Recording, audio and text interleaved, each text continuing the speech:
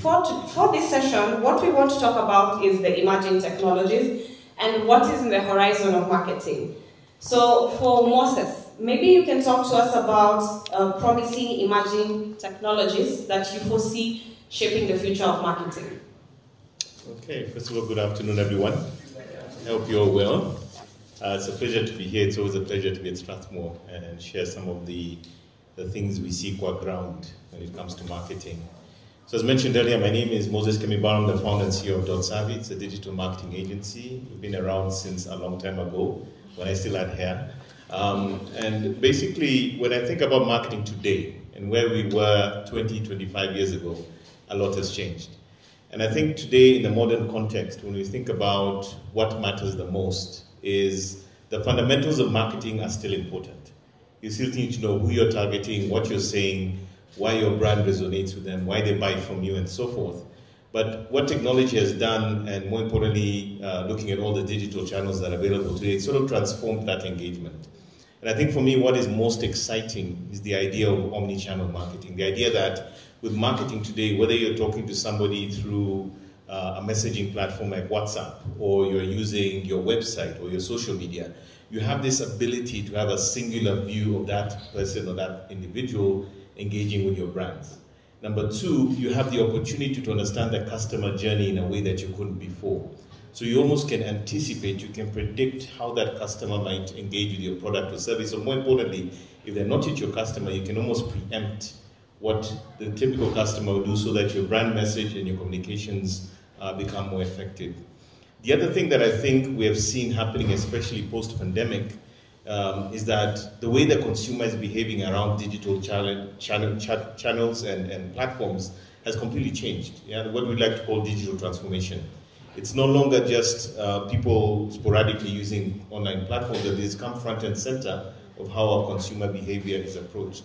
And I think the last thing that becomes incredibly critical for the modern marketer today is that the barrier that used to exist between technology and marketing has completely been removed.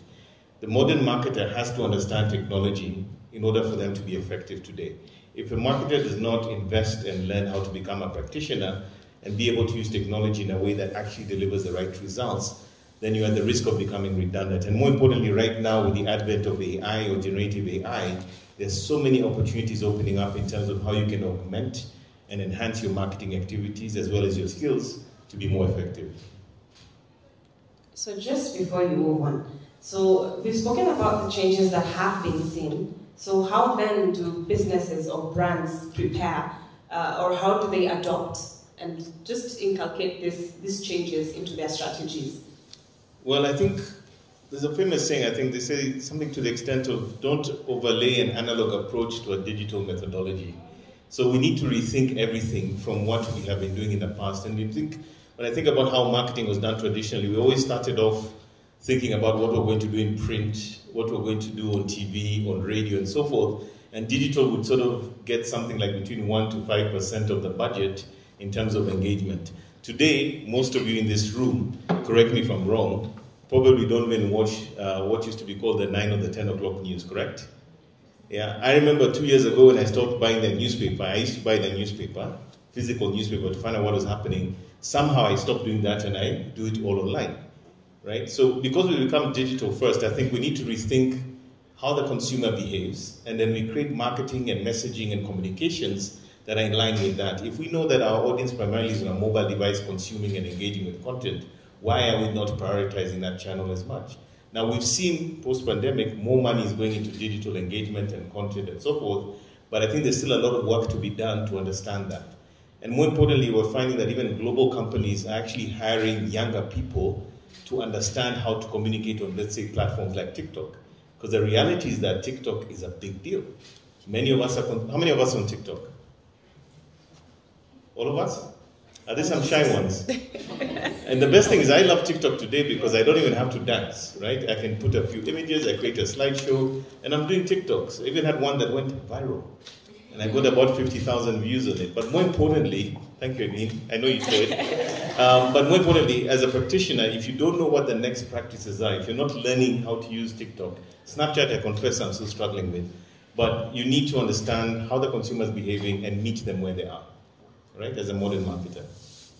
I can attest, TikTok is real. Even here at Strathmore University, one of the things we are doing is hiring the younger generation, because us, we are still stuck in, we're still having this conversation in the boardroom. Is it our brand? We're still, so at least we've cracked that barrier. We're doing well, right? Sorry? At Strathmore, we're doing well. You're on TikTok? You have a TikTok account? Very nice. Congratulations. We actually have several business school, main universities. No way. Yes. I'm going to follow you guys. Please do. And please follow us on TikTok, by the way. Okay, great. Thank you. So coming on to Mr. Wesonga. So when we talk about technology, we have technologies like augmented reality, virtual reality, voice assistants, etc. So what impact do emerging technologies have on our marketing campaigns? Okay, I think I'll also just give a small Salimia kidogo. My name is Anthony Wesonga, also known as Songa, CEO and founder of Cadabra Creative Limited. And I'm also a Strathmore alumni, but me, Strathmore High School. So, it's, I can remember when I was in Strathmore High School, it was so strict, but coming from there to where I am now, I really appreciate it, and I'm sure that the experience you get in the uni is powerful as well. So when we talk about the different technologies, I think we need to look at it holistically, because we have the hardware, we have the software, we have the different technologies, and then we also have the effect that it has on human behavior. Because, for example, today, let's take a step back from marketing as a whole, just communication. Tinder, the type of movement that if we were sitting here with Moses and he was on TikTok and I was on Tinder, you people would not be able to tell, because all of us would literally be like this, this type of movement, and regards, that type of movement. So we need to look at it holistically. The hardware, the software, and also how it affects the human behavior. What I think that is happening right now is just the advent. We haven't really scratched the surface. What we're having right now is just all of us thinking like, oh my God, am I going to lose my job? Is my degree still going to hold weight? We still haven't really started to see exactly how AI and the future technology is going to impact not only marketing, but the whole professional landscape and the world as a whole. Another thing to consider is that when you talk about being consistent with the trends from TikTok, the beauty about that is that when the change does happen, we are ready to jump into it. Even something as simple as TikTok and the dancing that we're mentioning. I believe it would be so nice for someone to put something in their CV that, oh, I'm also dancing, so when the company is starting a TikTok page, I can help us go viral. A few years ago, there's something we did for QuickMart that, you can remember the Understand Challenge. So we basically kind of took what Lynn Miner was doing, worked it into what the brand was doing for the 15 years, and those people were so amazed by what it could do for them. Another thing that we're having with the AR is, when you look at the signboard for the advertising, the data protection, the way people are being sued left, right, and center for using people's faces. What if something like EABL went to different clubs, like even the Casavera, that was sued, and they did an AR thing whereby when you're going in, they can scan the bottle top of the brand of the bottle and cover your face. So those are the different dynamics that we can use for marketing, putting brands ahead. Thank you. I hope I've answered the question, but I hope I've answered it. Are you sure he's shy? I'm saying next to Moses Kemibaro. So I don't know, thank you. For me, what has stood out is the augmented reality. That's something I really hadn't thought about. So thank you for that. Teasing my mind, kidogo. So I think you've touched on a very important issue in our landscape now, data protection.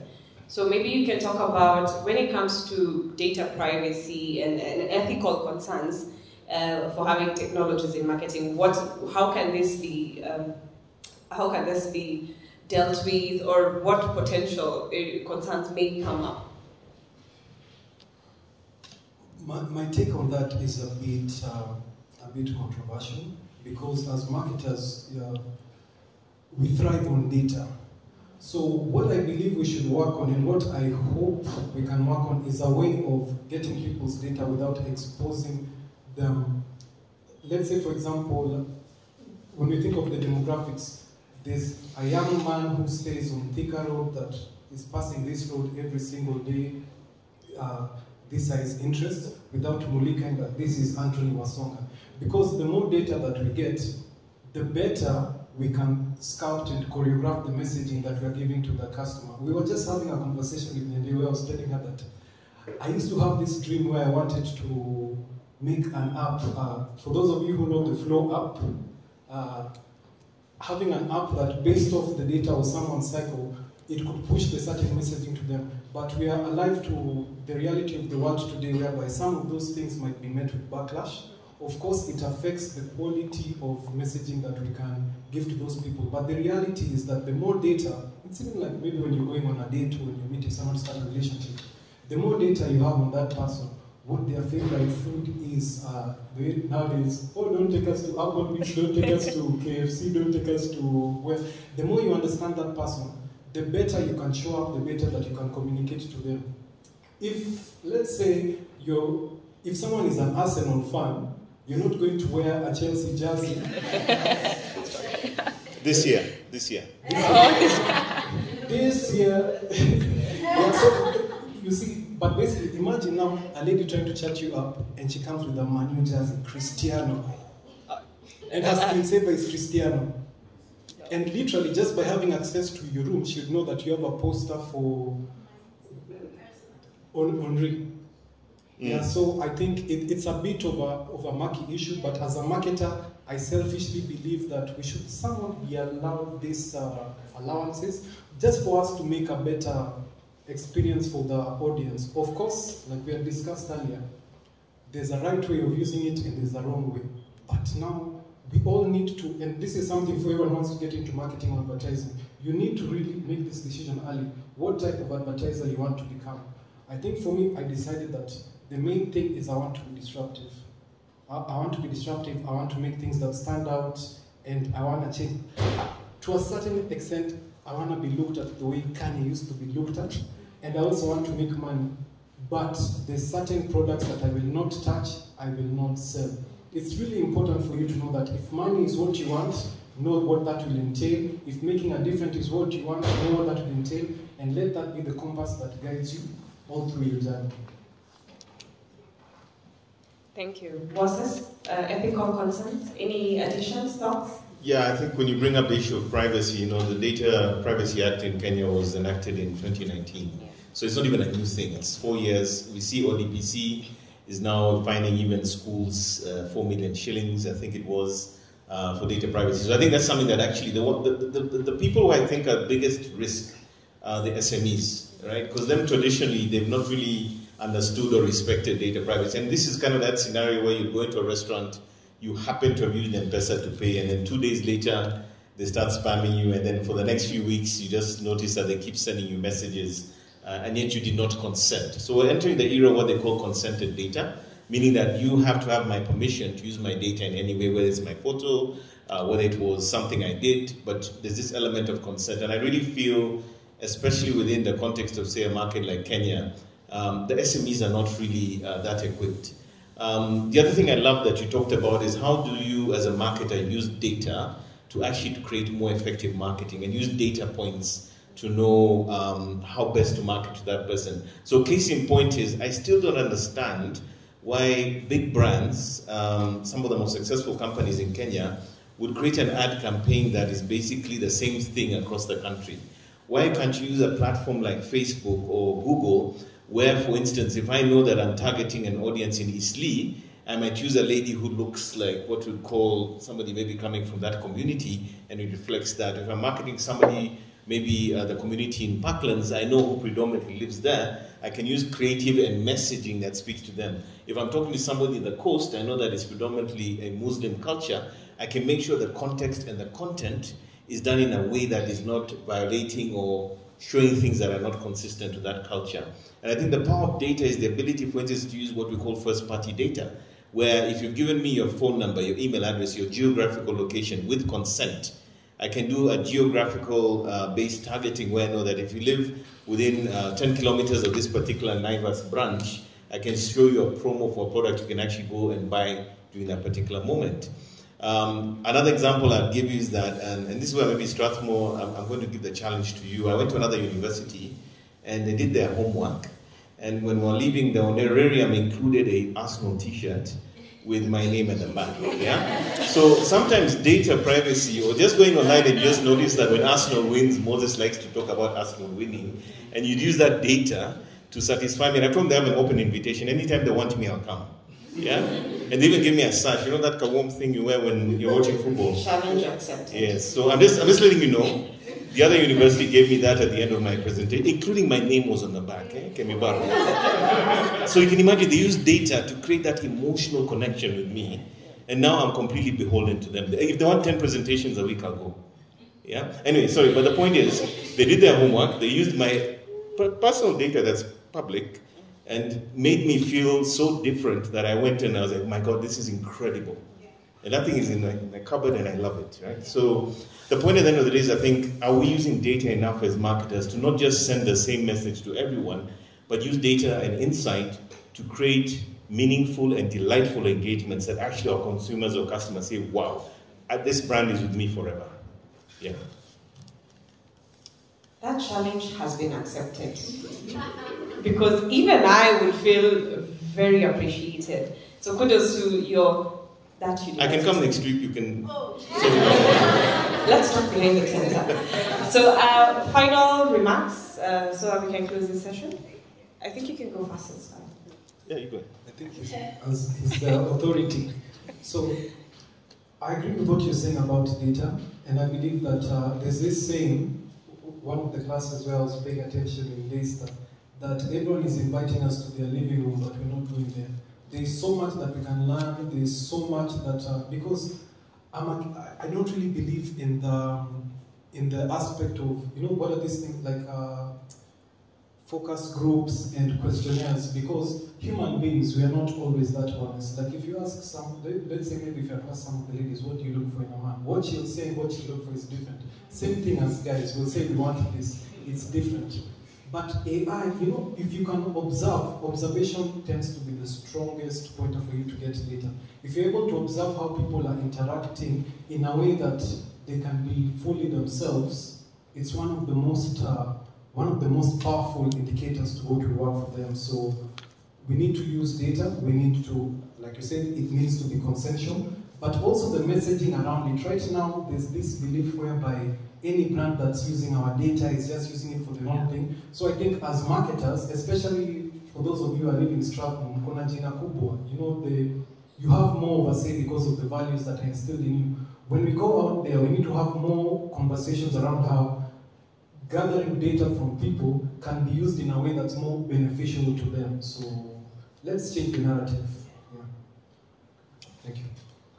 I don't know why I'm reminded of this. I just saw marketing in the AI world, and I think you guys will be the first generation potentially where AI will be in your pocket. You guys, I tell you, with the ChatGPT, I pay for the one for ChatGPT 4. I use it for everything, even planning, shopping, responding to emails.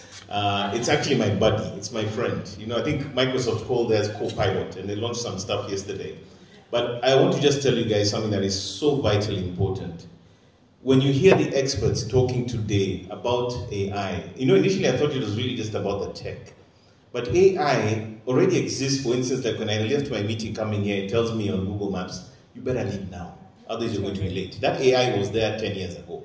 What is different is this generative AI is that you're in the driving seat, telling the AI to do what you want, directing it, helping you do proposals, coming up with marketing campaigns. The modern marketer now needs to become a guru at how to use things like ChatGPT, which means you need to know how to put in the right prompts. Okay, this is a science. How do you prompt the AI to give the right response? Okay, and this is again almost like learning a new dialect or language. And the thing that I took away even from this event that Microsoft had yesterday, where they had Satya Nadella with the CEO of NVIDIA. Do you guys know about a company called NVIDIA? Yeah. Do you know how much money they made in the last few months? I think something like $6 billion. Do you know what they make? They make something called a GPU. The GPUs are the processors that power the data centers that run ChatGPT and the likes. This guy said something profound. He said, AI is going to be bigger than the internet itself. Let me rephrase it again. AI is going to be bigger than the internet itself. Now, if I'm sitting where you're sitting as students, I will be reading, identifying, learning everything I can about AI, because if it's going to change everything as we know it, and yes, it's going to also make people lose jobs, yeah, from what I've seen, but also it will create new jobs. And for some reason, I'm reminded of this famous line. It says something like, those who live by the sword will be shot by those with a gun, right? Something to that effect. And what's the point, right? If you're living and operating today, and AI is happening and you have opinions about it, whether it's good or bad, and not using it, you're going to be one of those people with a sword. But if you're going to harness it, learn it, and make it work for you, then you're going to be the one packing the gun, right? So think about that for a second. It's that order of magnitude in terms of the impact it can have in your life, your profession, and all the things you do going forward. So rather than fearing it, learn how it works, master it, and bring it into everything that you do, because that is the way the world is going. Thank you. So gentlemen, before I let you go, I'd like to move the conversation to this side of the room. So a few questions, as we agreed, to this side, to that side.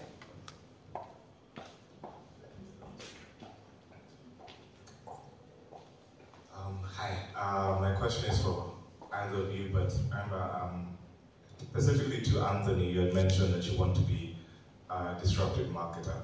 So I'd like to ask, like, how do you thread the line of being a disruptive marketer without being an invasive one when it comes to data privacy? That's actually a very good question. And I think when it goes to disruption, that's one of the buzzwords that's used over and over again. It's just the belief of if everyone is doing something this way, how differently can we say it? You know, love songs have always been sung, they'll always be sung, but which other aspect can we use to bring it out? You remember, like, when, okay, this is a bit back, when Neo did So Sick, I've got to change the answering machine now that I'm alone, because right now it says that we can't come to the phone. Before that was like, I can't sleep without you, I can't dream without you. You're saying the exact same thing in a different way, standing out and making it special, because for a long time, especially in Kenya, advertising had lost its flair. People would look at billboards, you look at it, sometimes you feel like it's almost glittering, like you want to run against Sakaja, so you can say for your billboard to come up, it needs to reach this level. So from the disruption, it's more about the tone of voice, the creativity, how it's being done. And I can give you one for an example. Last year, there's something that we did, and the basic premise of it was Aziad in a field holding an oversized razor, and it was, the body copy was like, are you a sheriff for the forest or a train player? That's what, that one, the brand blue ticked us. All I got from Aziad was a wink, but we never boosted it, we never pushed it, it kind of went viral, we didn't invade. So for the disruption, it's more about doing it different, adding life into advertising and making advertising fun again and mean something. Because for a long time in Kenya especially, and in the world as a whole, advertising had lost that power. Yeah. I hope I've answered you correctly. Yeah.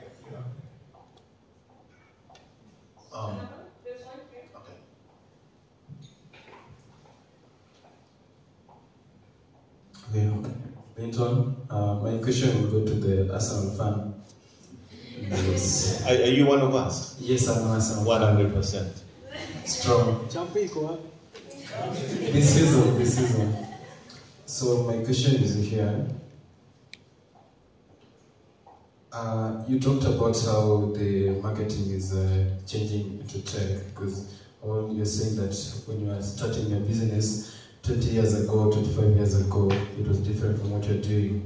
So how can we change? How can we put the integration of AI and the cutting edge technology to bring it, like, incorporate it into the marketing scenario, that what we are being taught in class, we make it more practical, to be different with more of the more theoretical aspect that we're being taught in class and incorporated the practical that you do in the work industry?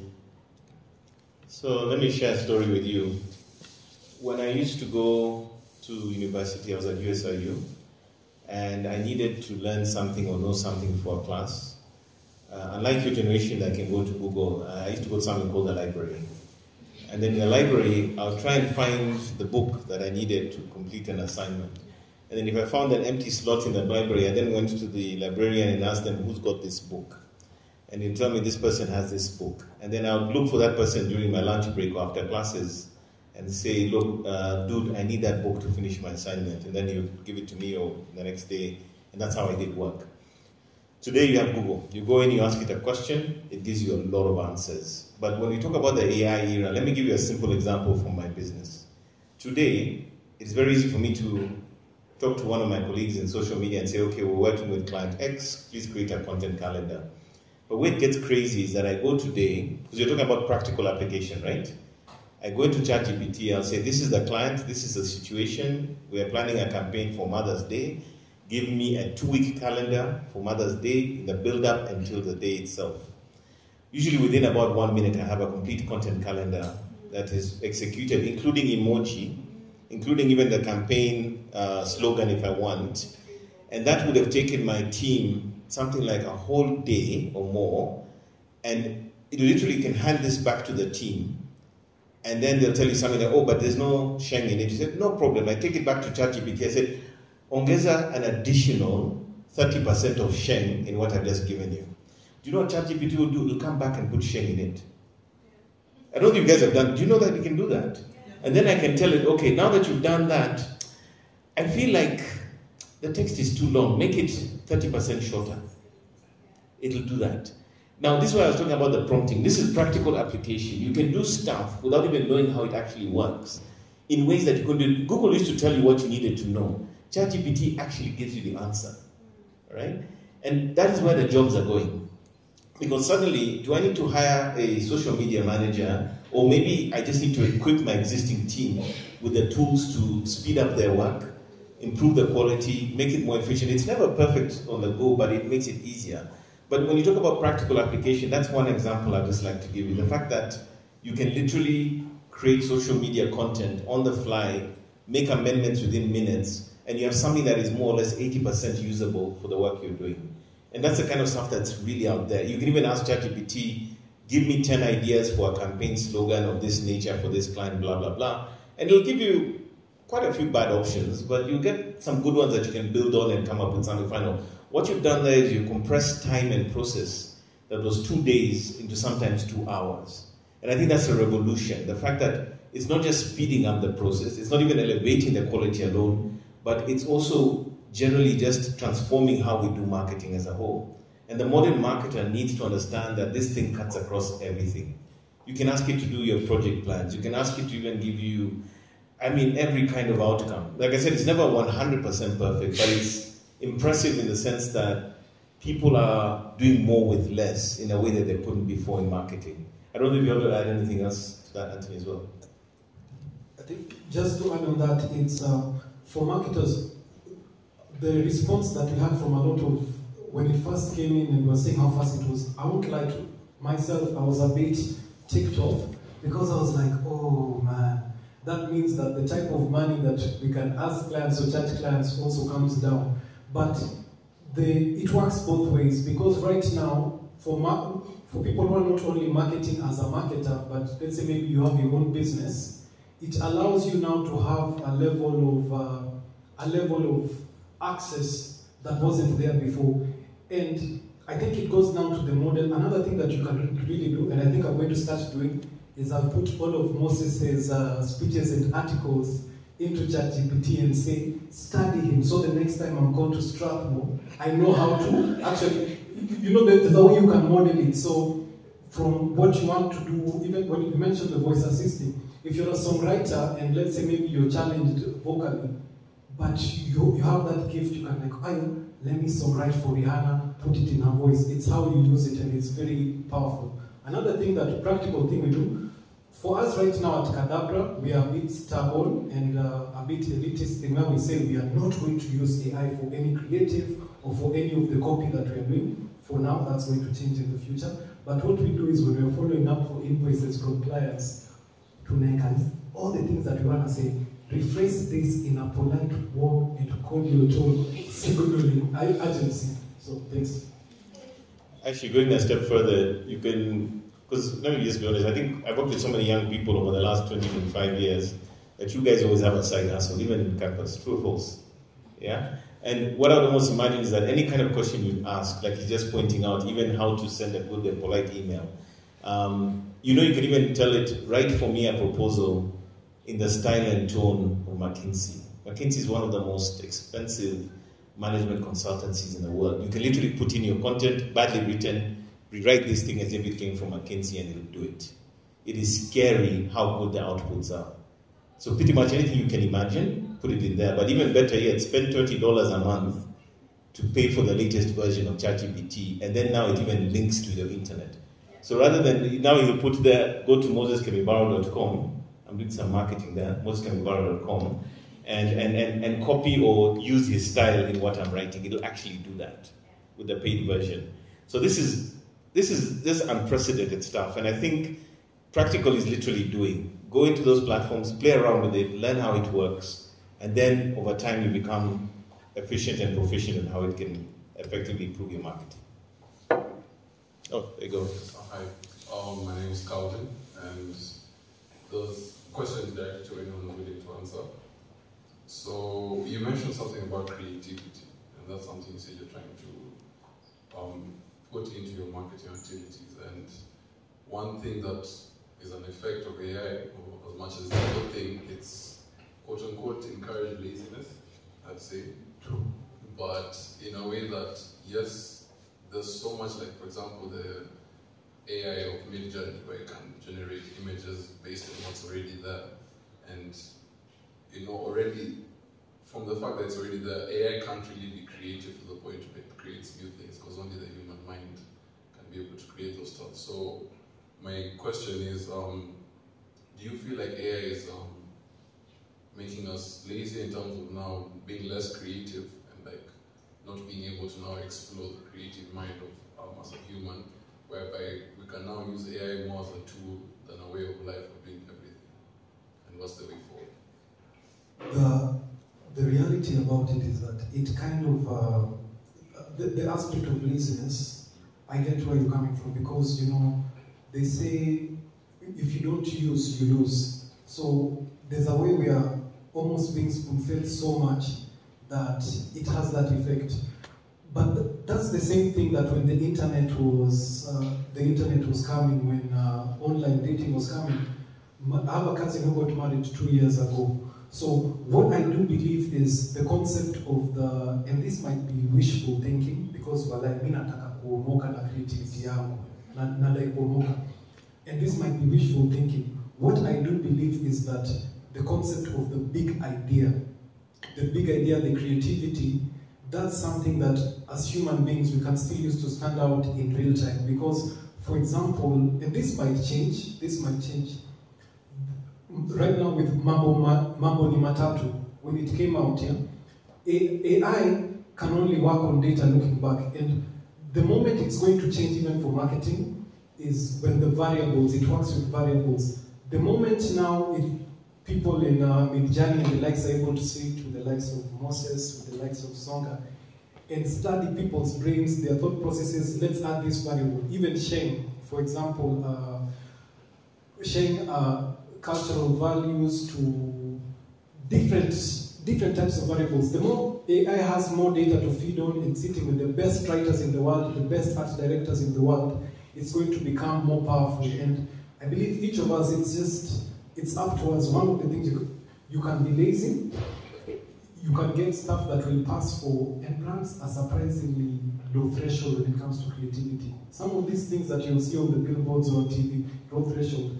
But if you want to stand out, and at Cadabra, as we want to, in like the next 3 years, we want to be known as an agency that if you want something that's different that you can only get from us, if you want to have that type of aspect, It will now be how you are using the AI, the type of prompt that you're doing, how you're feeding it, and how you're tweaking it at the end. But it's true, laziness is coming. How many of you are using it to do your assignments on stage?